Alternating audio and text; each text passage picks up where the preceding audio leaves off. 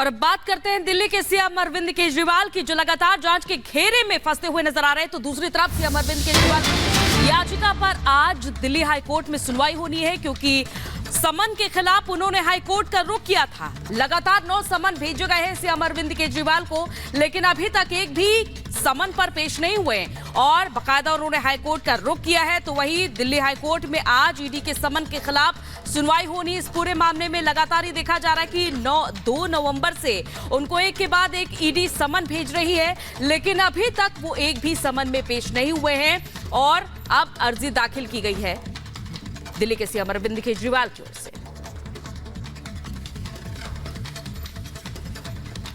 और देखिए, दिल्ली शराब घोटाले में मुख्यमंत्री अरविंद केजरीवाल जांच के घेरे में फंसते जा रहे हैं। बीआरएस के नेता कविता की गिरफ्तारी के बाद ईडी ने सीधे अरविंद केजरीवाल पर आरोप लगाए हैं और अरविंद केजरीवाल अब हाई कोर्ट चले गए और आज इस मामले में अहम सुनवाई होने वाली है। पूरी खबर आपको इस रिपोर्ट के जरिए बताते हैं।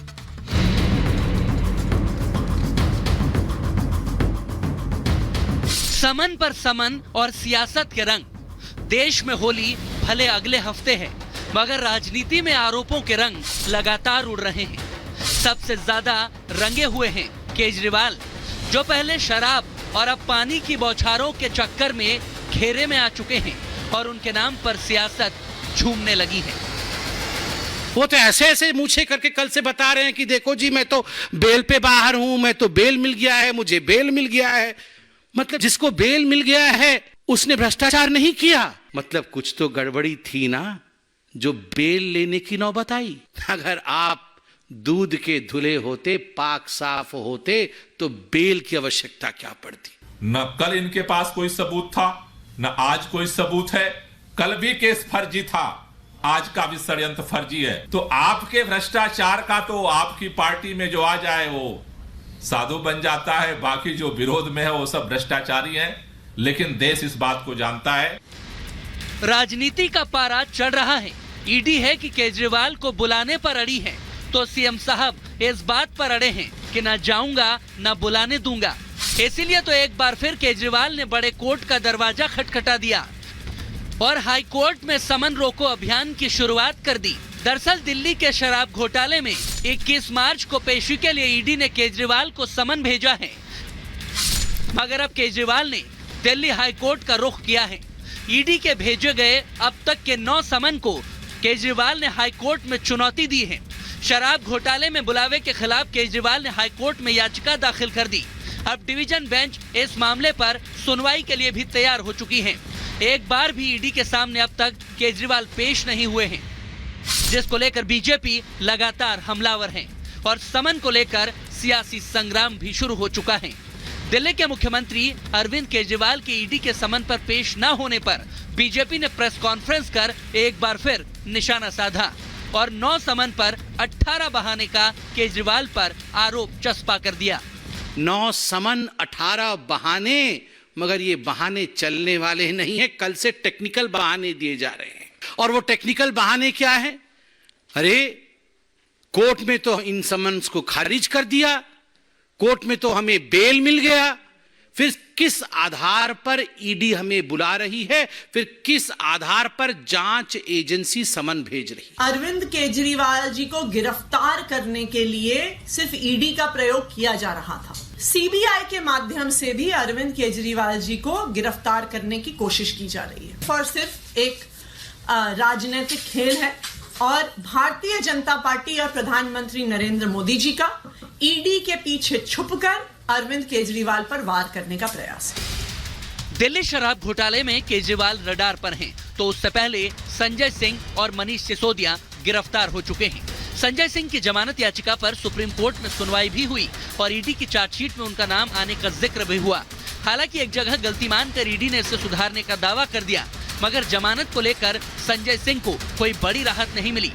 हालांकि कोर्ट ने संजय सिंह को पेशी से छूट दी, क्योंकि उन्हें राज्यसभा में सांसद पद की शपथ लेनी थी।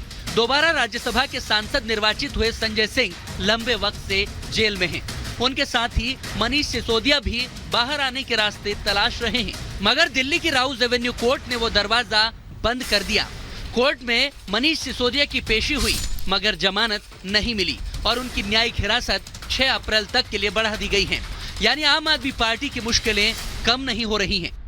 एक सिटिंग चीफ मिनिस्टर हैं, कॉन्स्टिट्यूशन के नॉर्म्स को फॉलो करने का आपने ओथ लिया है और आप समन का जवाब नहीं दे रहे हैं। अगर आप भ्रष्टाचार करेंगे तो जवाब देना पड़ेगा, नहीं देंगे तो कार्रवाई होगी। जो पुरानी कहानी थी उसी कहानी को जो है और आगे बढ़ा दिया, और उस कहानी को तो सुप्रीम कोर्ट पहले ही पंचर कर चुका है।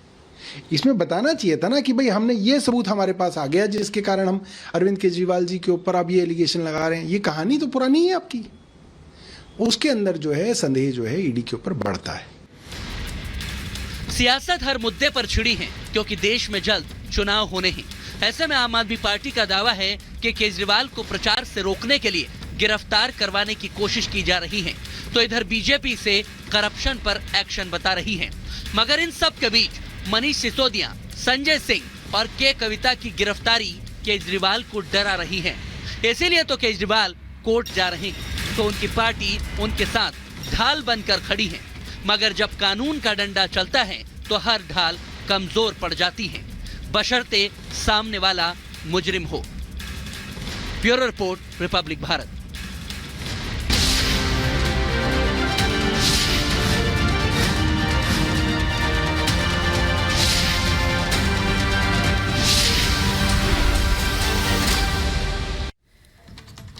वही अब बात करते हैं लोकसभा चुनाव की, जिसको लेकर आज अधिसूचना जारी की जाएगी। तो पहले चरण, जहां 19 अप्रैल को पहले चरण का मतदान होना है, तो इसको लेकर आज अधिसूचना जारी की जाएगी। तो कुल 17 राज्यों और 4 केंद्र शासित प्रदेशों की 102 सीटों पर मतदान होना है। तो पहला चरण 19 अप्रैल को होगा और इसके साथ ही तमाम जो प्रत्याशी है वो उनके नामांकन दाखिल करने की प्रक्रिया भी शुरू हो जाएगी। तो 27 मार्च तक नामांकन दाखिल किए जा सकते हैं। तो लगातार ये देखा जा रहा है कि एक तरफ चुनाव को लेकर हलचल है, तमाम दलों में आना जाना एक से दूसरे दल में जारी है, तो दूसरी तरफ ये भी देखा जा रहा है कि प्रत्याशी पूरी तरीके से तैयार है और नामांकन दाखिल करने की प्रक्रिया जहां शुरू होगी तो वही अधिसूचना आज जारी हो जाएगी।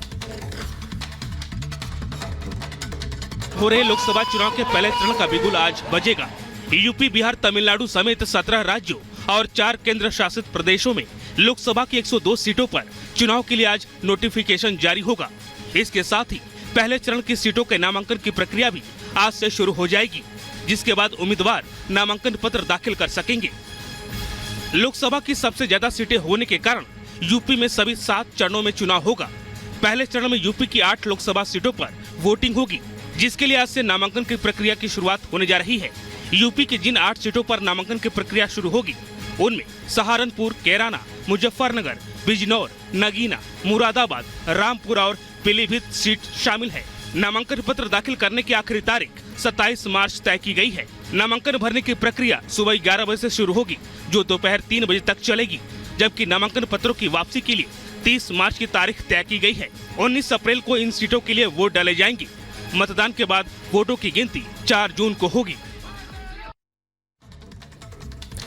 लोकसभा चुनाव की तारीखों के ऐलान के बाद अब राजनीतिक दल जो है अपने अपने प्रत्याशी का ऐलान कर रहे हैं और इसी कड़ी में बीजेपी भी एक्शन मोड में। आज महाराष्ट्र एनडीए को लेकर बड़ा ऐलान हो सकता है, ऐलान उम्मीदवारों का, और साथ ही यह भी कहा जा रहा है कि एमएनएस भी एनडीए के कुनबे में शामिल हो सकती है। 1 मिनट में पूरी खबर इस रिपोर्ट के जरिए आपको दिखाते हैं।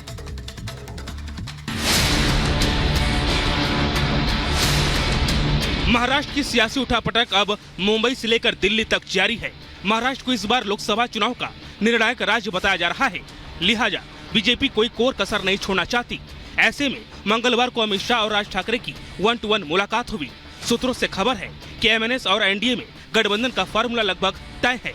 महाराष्ट्र में राज ठाकरे को 1 लोकसभा और 1 राज्यसभा की सीट दे सकती है बीजेपी। महाराष्ट्र में एनडीए की सीट शेयरिंग पर अभी बात नहीं बन पाई है, कुछ सीटों पर अभी भी पेच फंसा हुआ है। इसी सिलसिले में आज बैठक हो सकती है। बैठक के बाद सीट शेयरिंग को लेकर कोई फैसला होने की उम्मीद है। वहीं एक तरफ राज ठाकरे ने मुंबई में अपने पार्टी के नेताओं की मीटिंग कल बुलाई है, तो दूसरी तरफ सीएम एकनाथ शिंदे ने भी सांसदों और विधायकों की कल बैठक बुलाई है। बता दें कि महाराष्ट्र में 48 लोकसभा सीटों के लिए 5 चरणों में चुनाव होना है, जो 19 अप्रैल से इसकी शुरुआत हो जाएगी। Bureau report, republic Bharat. तो लगातार मंथन हो रहा और लिस्ट जारी की जा रही है। तो वही कांग्रेस की ओर से आज तीसरी लिस्ट जारी की जाएगी, जहां 11 राज्यों के 80 उम्मीदवार तय किए गए हैं। देखिए 1 मिनट में पूरी खबर।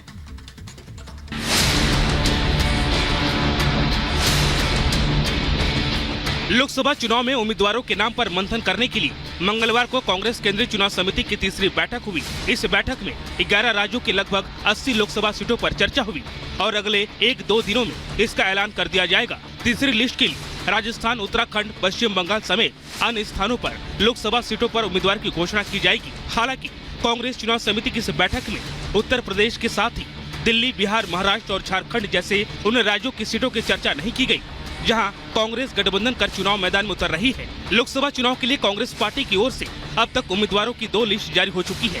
पहली लिस्ट में 39 नाम शामिल थे, जबकि दूसरी लिस्ट में 43 प्रत्याशियों का ऐलान किया था।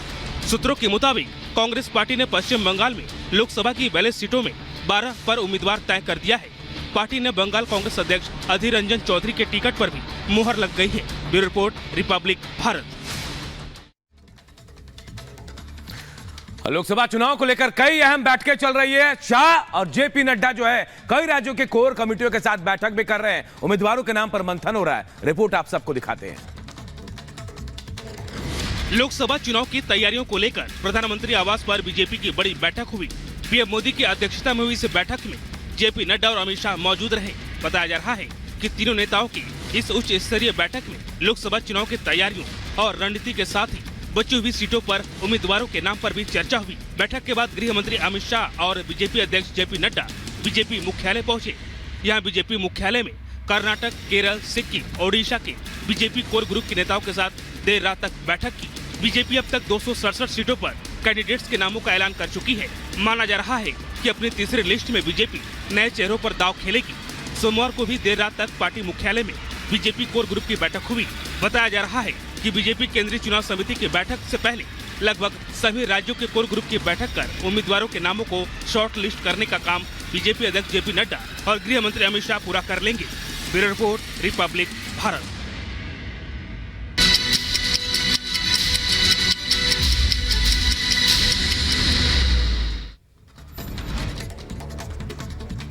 बदायूं में 2 बच्चों की कुल्हाड़ी से गला रेत कर की गई हत्या। सगे भाई थे दोनों बच्चे। मंडी चौकी के पास का मामला। यूपी के बदायूं हत्याकांड का आरोपी जावेद पुलिस मुठभेड़ में ढेर। 2 बच्चों की गला रेत कर हत्या कर फरार था आरोपी। पुलिस एनकाउंटर में मारा गया। बदायूं में आरोपी साजिद और जावेद के एनकाउंटर के बाद की तस्वीरें सामने आई। 2 बच्चों की हत्या मामले में चल रहा था फरार। बदायूं में आरोपी से मुठभेड़ में एक सिपाही भी हुआ घायल। अस्पताल में कराया गया भर्ती। 2 सगे भाइयों की हत्या के बाद इलाके में आगजनी और तोड़फोड़ की तस्वीरें सामने आई। हालात को देखते हुए इलाके में भारी पुलिस फोर्स की तैनाती। तनावपूर्ण हालात को लेकर एडीजी समेत आला अधिकारियों ने इलाके का दौरा किया। स्थानीय लोगों से शांति बनाए रखने की अपील की है।